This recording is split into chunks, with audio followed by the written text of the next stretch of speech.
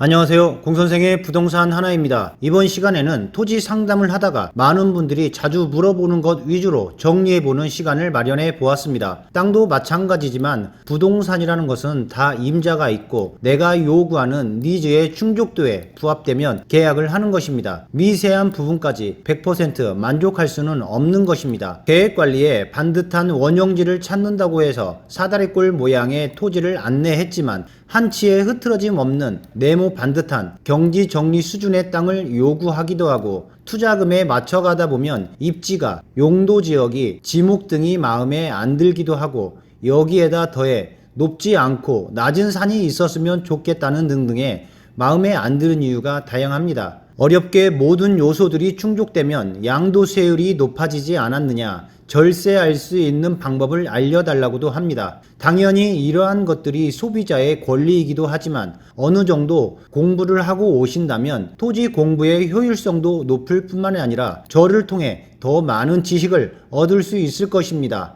코로나만 아니면 자주 만나서 공부시켜 드리면 좋겠지만 그럴 수 없는 현실이고, 그렇다고 해서 저한테 다 맡기세요 라고 하면 저를 언제 봤다고 몇억, 몇십억의 자산을 저한테 시원시원하게 맡길 수 있는 소비자도 없을 것입니다. 오늘은 많은 분들이 궁금해하는 것과 세부 주제까지 부탁해 주신 것까지 포함하여 준비해 보았습니다. 아는 내용이라고 해도 복습한다고 생각하시고 끝까지 봐주시기 바랍니다. 오늘도 공선생을 통해 부동산 공부 잘 되도록 준비 잘했으니 수강료는 구독과 좋아요로 받도록 하겠습니다. 그럼 시작하겠습니다. 세종시 토지 매수하고 싶은데 궁금해요입니다. 오늘 진행할 주제의 순서입니다. 첫 번째로 지목상 전인데 논으로 쓰고 있네요 이고 지목 변경을 꼭 해야 하나요? 입니다. 두 번째로 농지증만 있으면 작용이 되는 게 아닌가요? 농지 원부는 또 뭔가요? 입니다. 세 번째로는 일반 법인으로 매수 후 나중에 창고 등을 지으려고 합니다. 입니다. 네 번째로는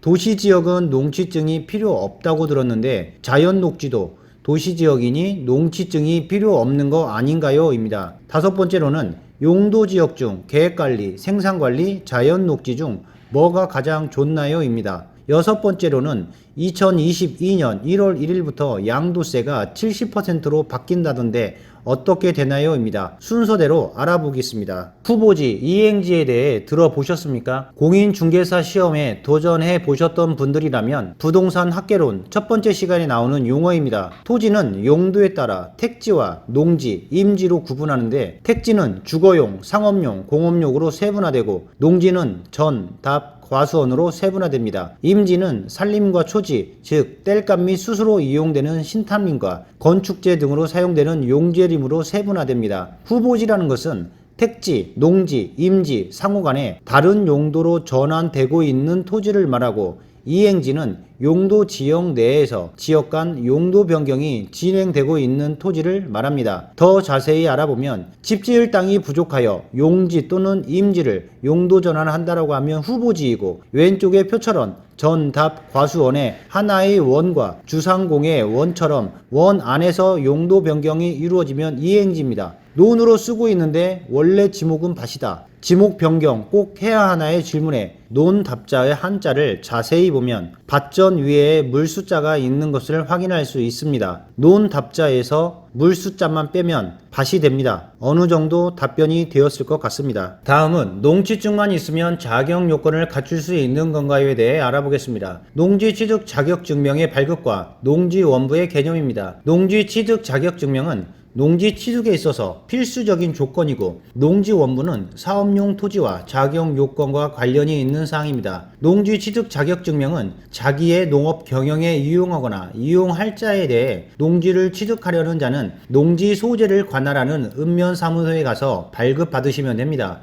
농지 원부는 농지를 소유에 따른 정보를 파악하여 효율성 있게 농지를 관리하고 이용하기 위해 작성하는 장부로 면적 요건은 1000제곱미터 이상이어야 합니다. 주소지의 시, 군, 읍면, 농지관리부서에 신청하여 소유 농지의 현황, 경작 현황 등을 작성하여야 하고, 농림축산식품부에 경영체 등록까지 하면 직불금 등의 수령과 농업인의 혜택 등을 받을 수 있습니다. 법인은 농지 취득이 안 되느냐에 대해 알아보겠습니다. 결론부터 말씀드리면 농업법인이 아닌 일반 법인은 농지를 취득할 수 없습니다. 농지, 즉 전, 답, 과수원의 매수가 가능한 자는 농사지을 사람, 개인과 농업법인만 가능합니다. 법인 명의로 먼저 땅을 사고 몇 년 있다가 물류 창고를 짓겠다는 계획을 세우셨다면 안 됩니다. 법인은 농사를 지을 수 없는 사람이기 때문에 농지 취득의 필수 요소인 농취증이 안 나옵니다. 그래서 매입할 수가 없습니다. 당장 개발 행위를 할 게 아니라면 개인 명의로 사서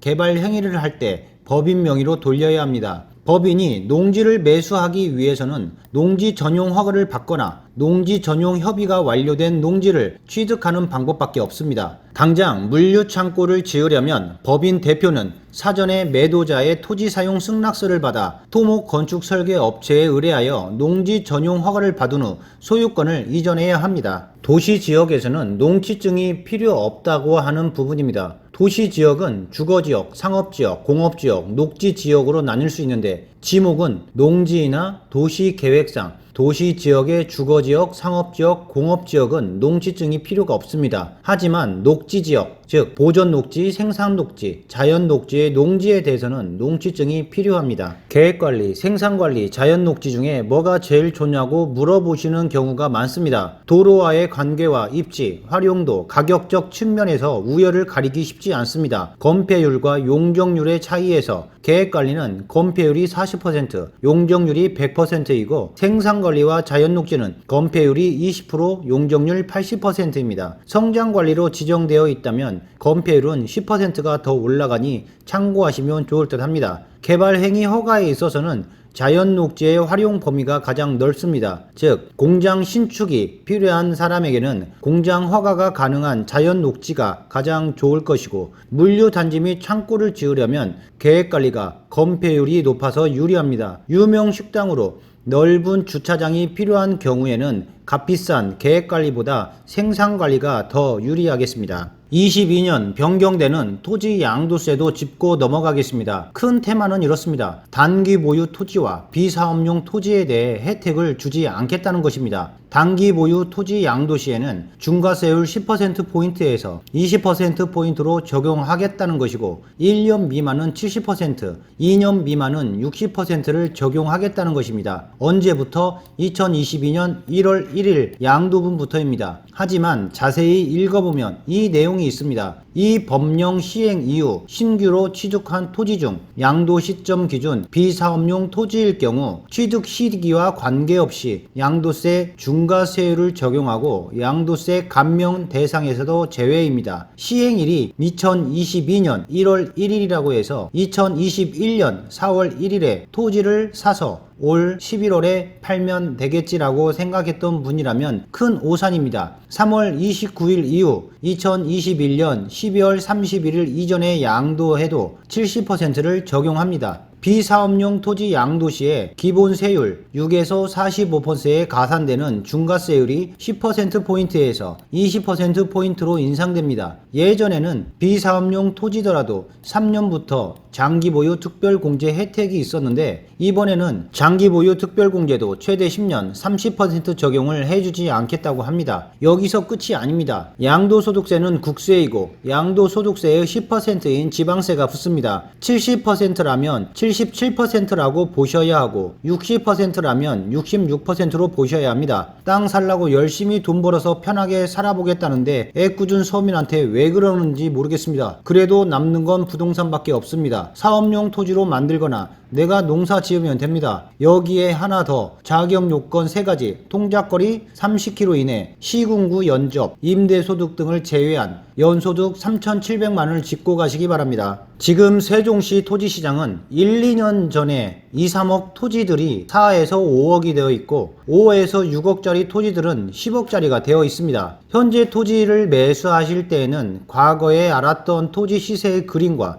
모습의 눈높이를 낮추셔야 합니다. 더 쉽게 말씀드리면 세종시에 5억짜리 토지를 매수하신다면 과거 1, 2년 전에 2, 3억짜리 땅을 사야 한다라고 생각하셔야 합니다. 오늘은 세종시 토지 매수, 농지 취득 실무에 있어서 많은 분들이 질문하셨던 것들 중에서 6가지로 압축해서 골라 알아보았습니다. 토지에 대해 공부를 많이 하신 분들은 잘 아시는 분도 있겠지만 모쪼록 제 영상이 세종시 토지 매수에 있어서 도움이 되었으면 하는 바람입니다. 도움이 되셨다면 구독과 좋아요 꼭 눌러주시고 알림까지 설정해서 바로바로 부동산 정보 받아보시기 바라고 다음 영상에서도 사전 잘 엄선하고 분석해서 올리도록 하겠습니다. 감사합니다.